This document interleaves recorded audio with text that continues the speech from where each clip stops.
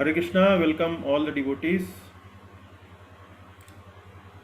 to our class on Shloka memorization, which is something like a side class or a NXE class to our main class on Srimad Bhagavatam study, which we do after the Shloka memorization class.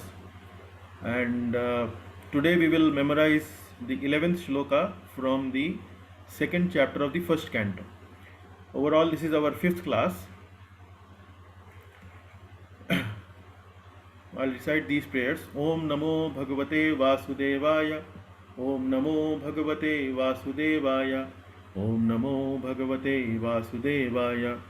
Narayanam Namaskritya Naram Chaiva Narottamam Devim Saraswatim Vyasam Tato Jayam Udirayet Nashtaprayeshva Bhadreshu Nityam Bhagavat Sevaya Bhagavate Uttama Shloke Bhaktir Bhavati Naishtiki कृष्णाय वासुदेवाय देवकी नंदनाय च नंदगोपकुमाराय गोविंदाय नमो नमः.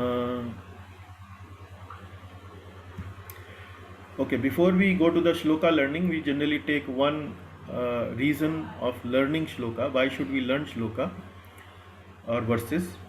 So today's reason is that when we learn these shlokas, it helps us to speak authoritatively. And what does that mean?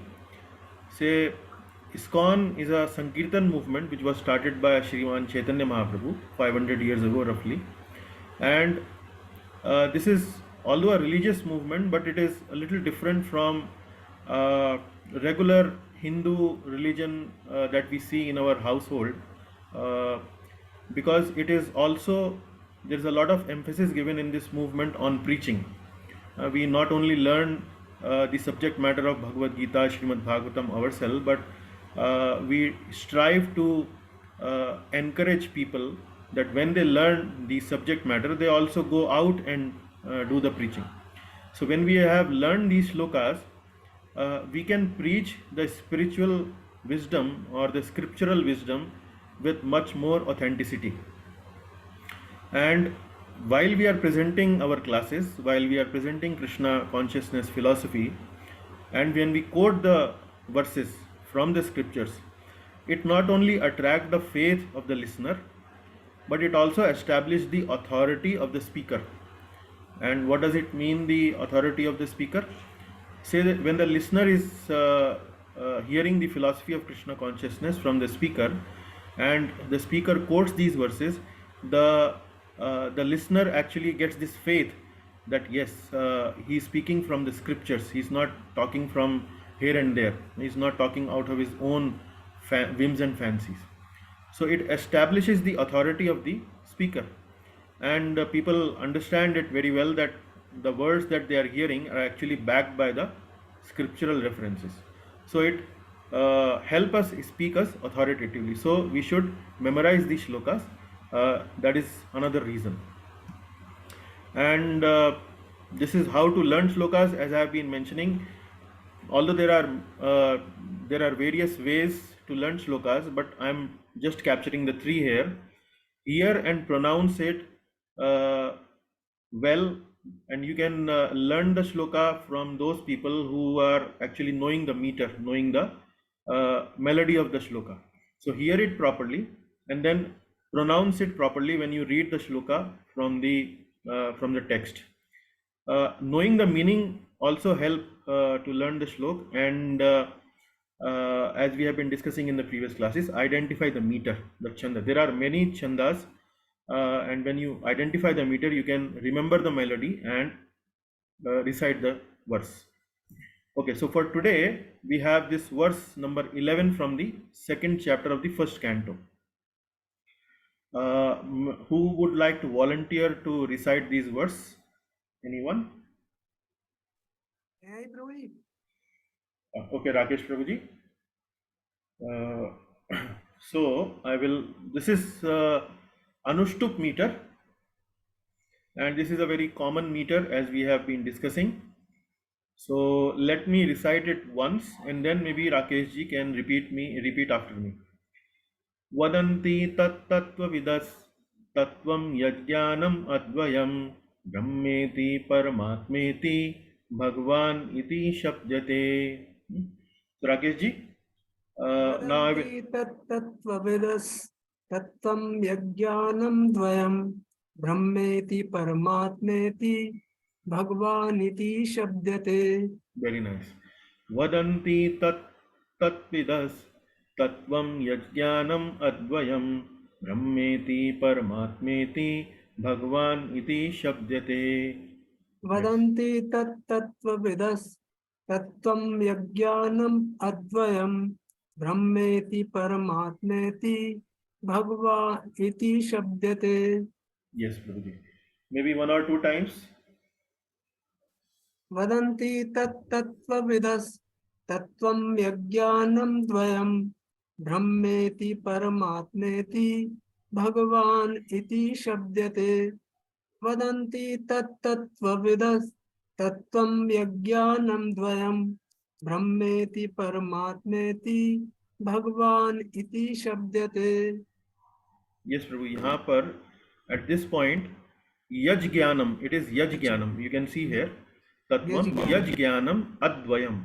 Yaj jnanam advayam. So here the sandhi has been done. So rest everything else you are speaking or reciting very nicely.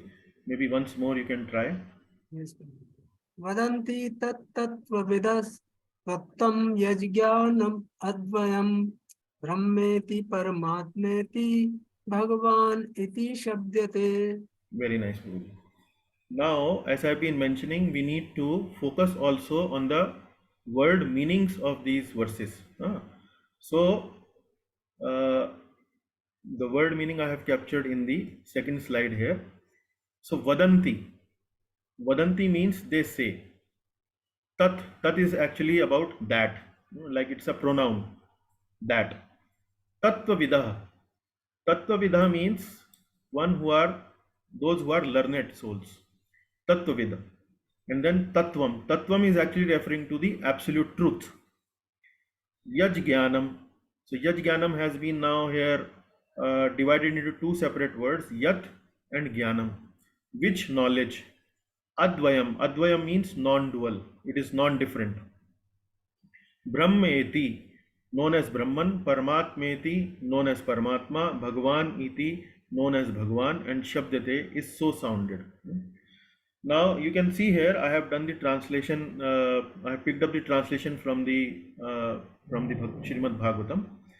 But what I have also done in the translation, I have added in the bracket the Sanskrit after the English translation. Like for example, learned transcendentalists. So it is actually Tattvavida. So Tattvavida, the learned, who know the absolute truth. In bracket means Tattvam. And call it Vadanti. This non-dual, which is Advayam, substance as Brahman, Paramatma or Bhagwan. So now let us go back. So let me ask you, what is the meaning of the word Tattvavid? What is the meaning of the word Tattvavid?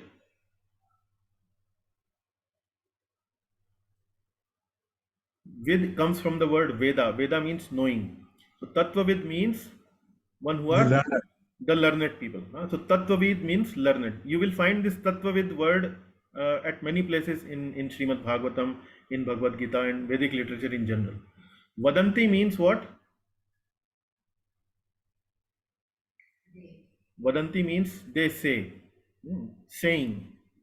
Vadanti means saying. Okay. Then Tattvam. What is Tattvam here referring to? Truth. Absolute truth. Absolute truth. Okay. And Advayam means non-dual.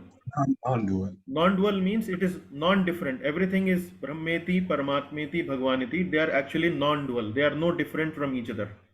They are part of one absolute truth. Now, Brahman, Paramatma, Bhagwan, they are all part of the same absolute truth. So, Vadanti tat vidas tattvam. So, that tattva has been said by the learned people, and that tattva is the absolute truth, which is actually non-dual, and it is known as Brahmeti, Paramatmeti, Bhagavan iti Shabdate. It is known as Brahman, Paramatma and Bhagavan. Vadanti tat vidas tatvam. So the learned call that absolute truth which is non-dual as Brahman, Paramatma and Bhagavan. So like this, if you analyze the verse, first of all learn the melody, then try to learn the word meanings of the Sanskrit which is not known to you, and then try to fit it in your translation, and then the Sanskrit that you are reciting will start to make meaning to you. So anyone else would like to try to recite this verse? Anyone more? Rakesh ji has recited it well. Any other devotee would like to try? Can I try, Prabhuji? Can I try? Yes, so we will give chance to Jivan Prabhu and Anita Mataji. Okay. Yes, Prabhu, Jivan Prabhu, 2 times. Vadanti tattva tattvam ya jnanamadvayam brahmeti paramatmeti bhagavaniti sabdyate. Vadanti tattva tattvam ya jnanam advayam brahmeti paramatmeti bhagavaniti sabdyate. Hare Krishna. Very nice, Prabhuji. So Anita Mataji would like to try? Yes, Prabhuji, thank Yes. you. Okay. Vadanti tattva vidas tattvam yajnanam advayam brahmeti paramatmeti bhagvaniti shabdyate. Yes, Mataji. Vadanti tattva vidas tattvam yajnanam advayam brahmatmeti paramatmeti Bhagwan iti shabdyate. Yes, yes, Mataji. So here you see this word J and this little modified N. Actually, this is referring to this Sanskrit syllable which typically in North India we pronounce it as Gya. But it is actually not Gya, it is Jia. It is the correct pronunciation is Jia. But generally in North India people pronounce it as Gya. So I also typically pronounce it as Gya. So Tattvam Yaj Jnanam Advayam.